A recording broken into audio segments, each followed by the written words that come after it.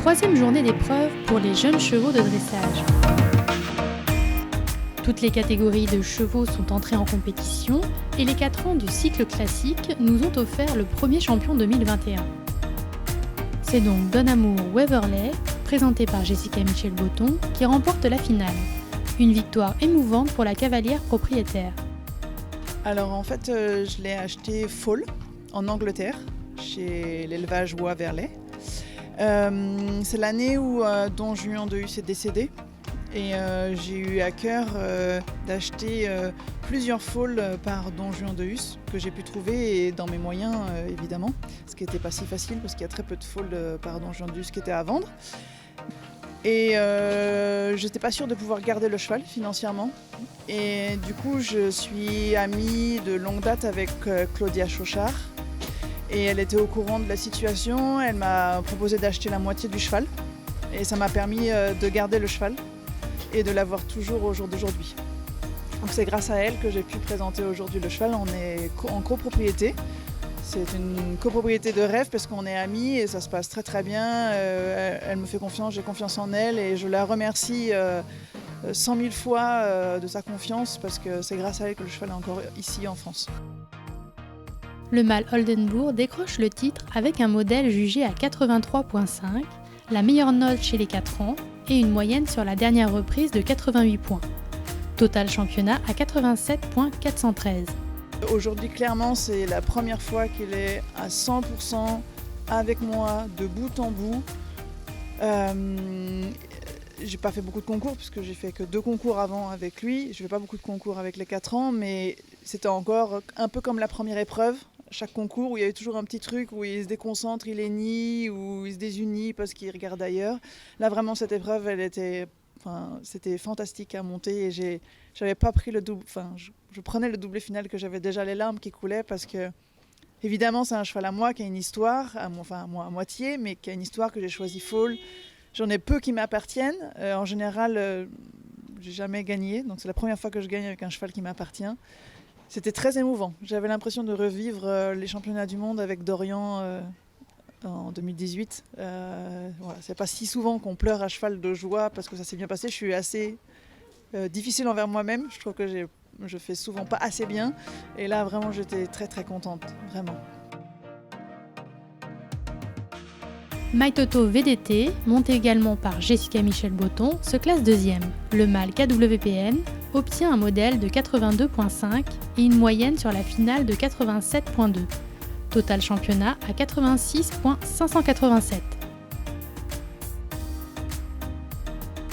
Berlioz LH, présenté par Victor Brouard, complète le podium avec un 77,5 au modèle et 87,6 sur la reprise finale. Le mâle hanovrien réalise un total championnat de 86,283. Côté classement provisoire chez les 6 ans du cycle classique, on retrouve le double champion de France Jumbé de Hus en tête du classement intermédiaire. Avec une moyenne sur la reprise de 89,2, le mâle Oldenburg tentera de décrocher un triplé sous la selle de Jessica Michel-Botton, qui a déjà réalisé cet exploit il n'y a pas si longtemps avec Dorian Gray de Hus. Cavalière émérite particulièrement chez les jeunes chevaux, Jessica Michel-Botton a aussi partagé son savoir auprès des jeunes talents SHF cette année. Coach lors des stages, la cavalière internationale est venue enrichir le travail des cavaliers formateurs du groupe. Ça m'a mis un peu la pression d'avoir ma coach des jeunes talents juste avant moi, mais bon, pour l'instant c'est encore la meilleure en jeunes chevaux et c'est un exemple et moi déjà de me rapprocher de ce pourcentage, j'en suis fière. Donc dans la vie de tous les jours, elle apprend beaucoup, c'est une super coach et là on est concurrentes mais c'est que du positif.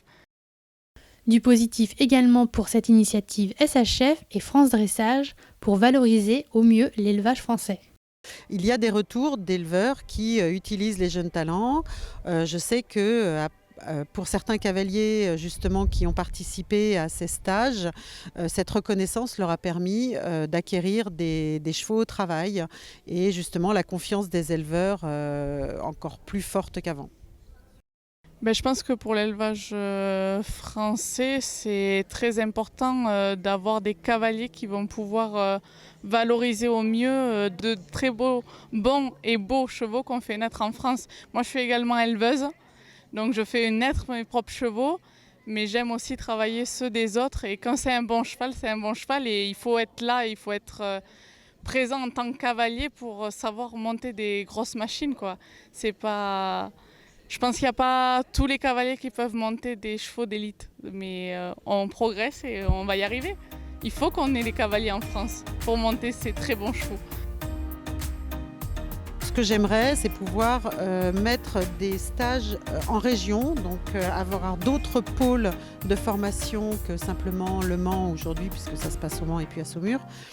Et pouvoir en proposer aussi dans le Grand Est, c'est-à-dire autour de Lyon, et éventuellement dans le Sud-Ouest aussi, puisqu'on sait qu'une des contraintes des cavaliers pour pouvoir participer à ces stages est la distance.